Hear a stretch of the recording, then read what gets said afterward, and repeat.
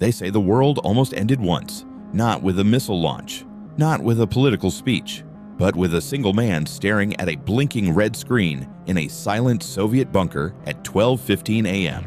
A screen that told him the United States had just fired 5 nuclear missiles at the Soviet Union. Protocol said he had minutes to report it, seconds to decide, and no room for doubt. One wrong call, and the world would burn before sunrise. But here's the part no one ever talks about. The system wasn't malfunctioning. The alarms weren't fake. The satellites weren't lying. Not yet. This wasn't a glitch. This wasn't a drill. This wasn't a test. This was the moment the Soviet Union believed nuclear war had begun. And the man standing between peace and annihilation wasn't a general, wasn't a politician, wasn't even supposed to be in that room. He was an officer named Stanislav Petrov, a man history almost never learned about, a man who made a decision that defied his training, his orders, and his country, a decision that saved every single one of us. But the real story isn't just how he stopped a nuclear war, it's how the world got so close that one man's hesitation was all that kept it alive. This is the night the world almost ended.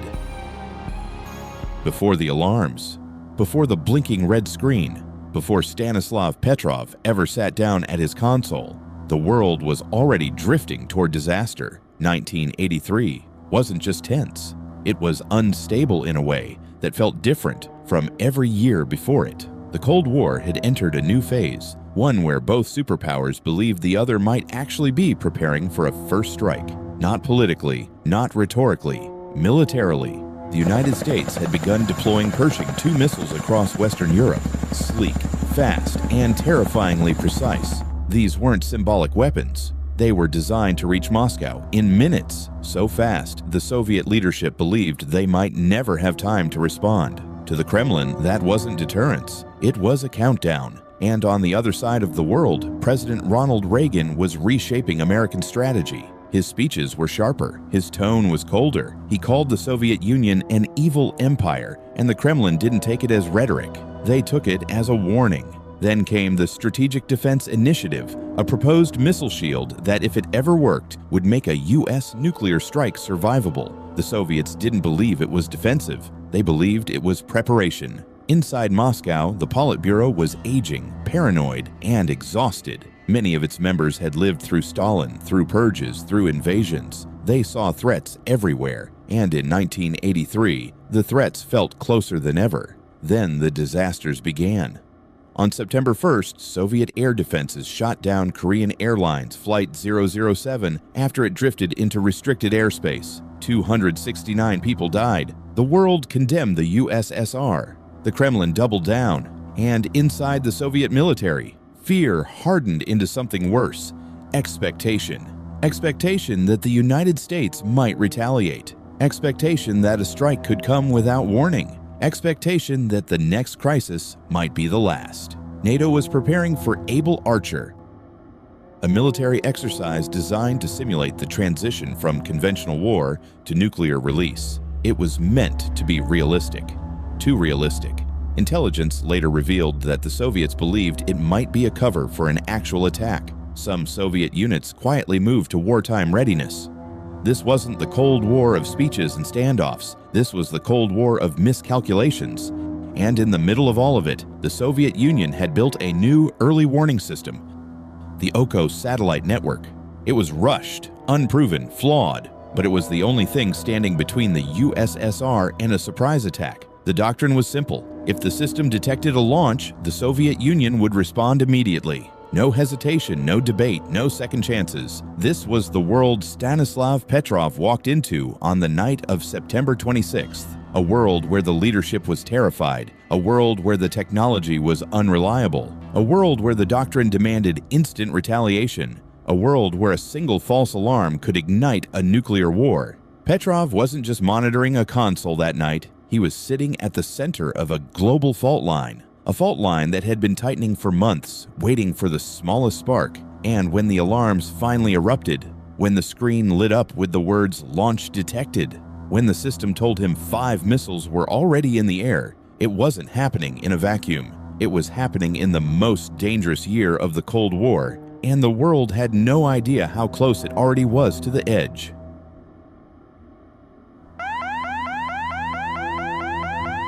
Long before the alarms ever sounded, the failure had already been built into the system. The Soviet Union's early warning network, the OKO satellite system, was supposed to be the shield that protected the country from a surprise nuclear attack.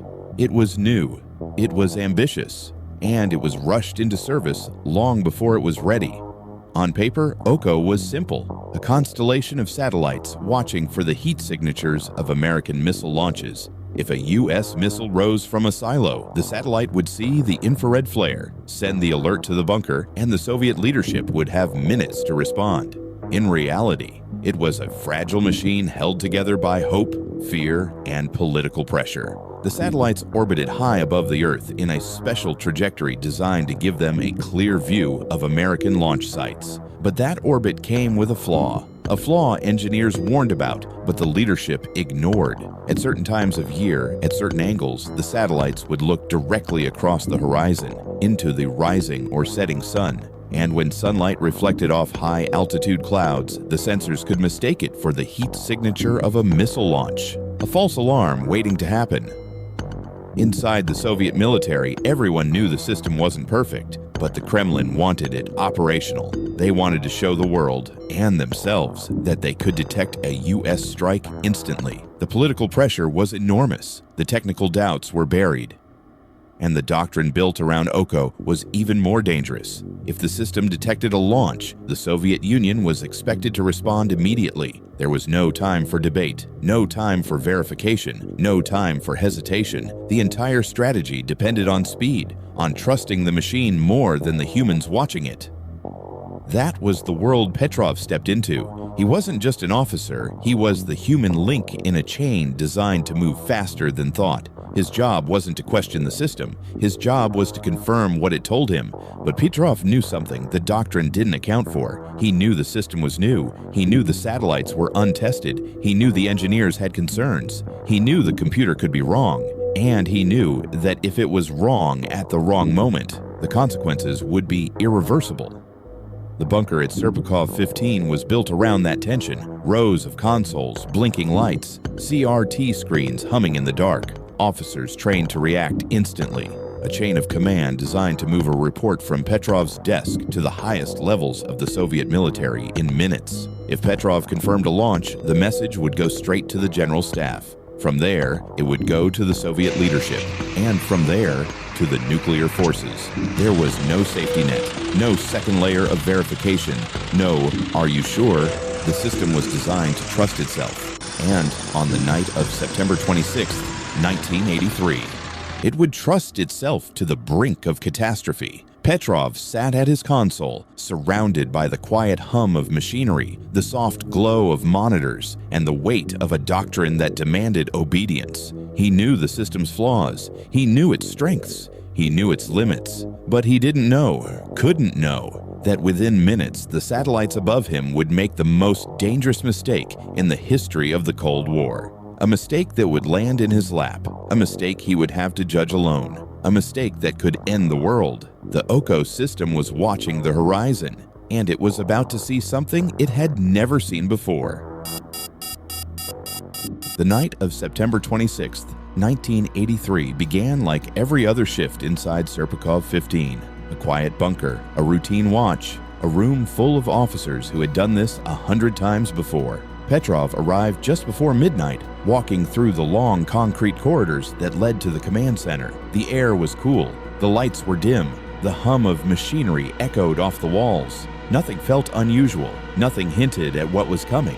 Inside the main room, rows of consoles glowed in the darkness. CRT screens flickered with data. Status lights blinked in steady, predictable rhythms. Officers murmured quietly, reviewing logs, checking systems, settling in for another long night. Petrov took his seat at the duty officer's console, the position responsible for verifying any incoming missile alerts. It wasn't a glamorous job. It wasn't a heroic one. It was a job built on procedure, repetition, and discipline.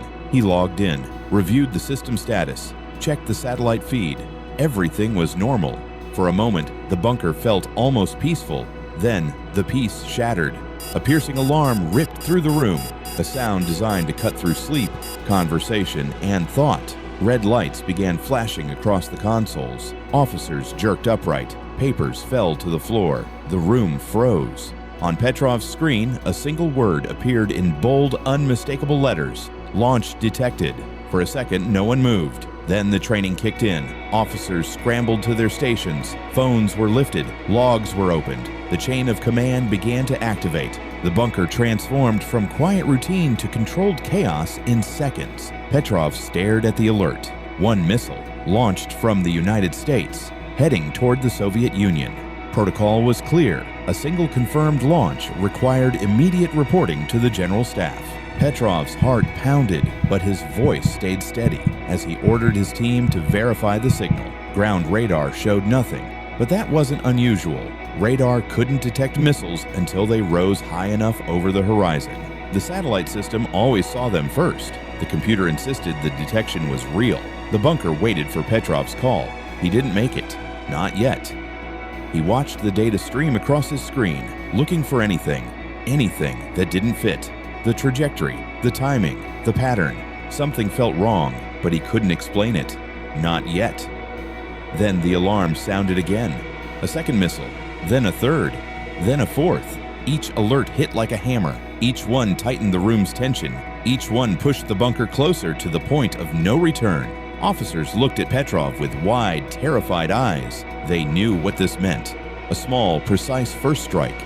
Exactly the kind of attack the Soviets feared most. Exactly the kind of attack their doctrine said must be answered instantly. Petrov felt the weight of the moment settle onto his shoulders. 5 missiles, 5 confirmations, 5 reasons to believe the United States had just begun a nuclear war. The room buzzed with panic beneath the surface. Officers whispered. Hands shook. The phone line to the General Staff waited, silent, ready. Petrov didn't pick it up. He stared at the screen, at the blinking red indicators, at the data that insisted the attack was real. But something inside him, something instinctive, something human, whispered that it wasn't. He didn't know it yet, but he was standing at the edge of the most dangerous decision of his life. The alarms kept screaming, the lights kept flashing, and the world waited for his next move. He had to choose: report the attack or declare it false, obey the system or trust himself, trigger a nuclear response or risk letting a real strike go unanswered. The bunker waited, frozen in a tension so thick it felt like the air itself was holding its breath. Officers stared at Petrov, their faces pale in the red glow of the alert lights. The phone line to the General Staff sat inches from his hand, silent, ready, waiting for the order that would set the Soviet response in motion. Petrov didn't reach for it. He stared at the data, at the blinking indicators, at the computer insisting the attack was real. But the pattern was wrong. The logic was wrong. Everything about this strike felt off. 5 missiles made no sense. A real first strike would be overwhelming, not symbolic. His instincts screamed louder than the alarms. He wiped sweat from his brow, steadying his breathing. He knew the consequences of being wrong. If this was a real attack, every second he hesitated brought the Soviet Union closer to annihilation. If he failed to report it and the missiles hit, he would be responsible for the greatest military failure in history. But if he reported it, and it was false, the retaliation would be automatic, immediate, unstoppable. Millions would die because he trusted a machine. Petrov made his choice. He turned to his team, voice steady, despite the fear tightening in his chest. This is a false alarm. The room didn't relax, not even a little. The alarms still blared, the screens still flashed. The system still insisted the missiles were real. Petrov ordered the bunker to hold position. No escalation, no report, no retaliation, just wait. Seconds crawled by like hours. If he was wrong, the first impacts would come soon. The shock waves, the blinding flashes, the confirmation that he had doomed his country by hesitating. He watched the clock. He watched the screens. He watched the horizon data. Nothing. Another minute passed. Still nothing. The alarms finally stopped. One by one, the red indicators faded. The screens returned to normal. The bunker fell into a heavy, exhausted silence. Petrov leaned back in his chair, every muscle trembling. He had been right. The satellites had mistaken sunlight, reflecting off high-altitude clouds for missile launches. The system had failed, the doctrine had failed, the technology had failed. Only one thing had worked that night: a single human being who refused to let a machine start a nuclear war. When the alarms finally fell silent, the bunker didn't erupt in celebration. There was no applause, no relief, no recognition, just the heavy, exhausted quiet of people who had stared into the abyss and weren't sure what to do next. Petrov filed his report, not the report the system expected, not the report doctrine demanded, but the report he believed was true. He wrote that the alert was a false alarm. He didn't write that he had defied protocol. He didn't write that he had overridden the computer. He didn't write that he had made a decision that could have cost him everything. He simply wrote the truth. But the truth was dangerous. Within hours, Petrov was summoned for questioning. Not praise, not gratitude, interrogation. The Soviet military wanted to know why he hadn't followed procedure, why he hadn't trusted the system, why he had taken a risk that doctrine said no officer had the right to take.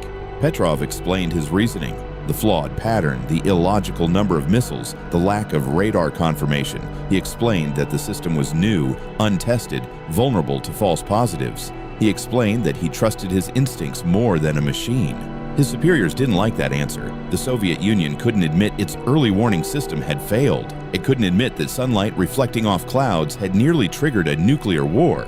It couldn't admit that one officer's hesitation had saved the world, so they buried it. The incident was classified. The failure was hidden. Petrov's role was erased. He wasn't punished, not officially, but he wasn't rewarded either. His career stalled. His evaluations suffered. He was quietly moved out of the early warning division. The Soviet military didn't want a hero. It wanted obedience. For years, Petrov lived in obscurity. No medals, no recognition, no acknowledgement that he had prevented a catastrophe. The world didn't learn what happened that night until after the Soviet Union collapsed. Only then, when documents surfaced and former officers began to talk, did the truth emerge. Experts later confirmed what Petrov had suspected in those terrifying minutes. The satellites had mistaken sunlight reflecting off high-altitude clouds for missile launches, a rare alignment, a freak coincidence, a flaw no one had fully accounted for, a flaw that could have ended civilization. When the story finally reached the West, Petrov was invited to speak, honored by peace organizations, and recognized by historians. But he never saw himself as a hero. He always said the same thing: "I was just doing my job." But the world knows better. His decision, made in a dim bunker under impossible pressure, with alarms screaming in his ears, prevented a nuclear retaliation that would have killed tens of millions of people within hours. And the most unsettling part of the story isn't how close we came, it's how easily it could happen again. Modern systems are faster, more automated, more dependent on algorithms, more capable of making decisions in milliseconds, decisions humans may not have time to question. Petrov's story is a reminder that technology fails. Sensors fail, satellites fail, machines misread the world, and when they do, the only thing standing between peace and catastrophe is a human being willing to say no. A human being willing to hesitate, to question, to think. A human being like Stanislav Petrov, a man who saved the world and almost no one knew his name.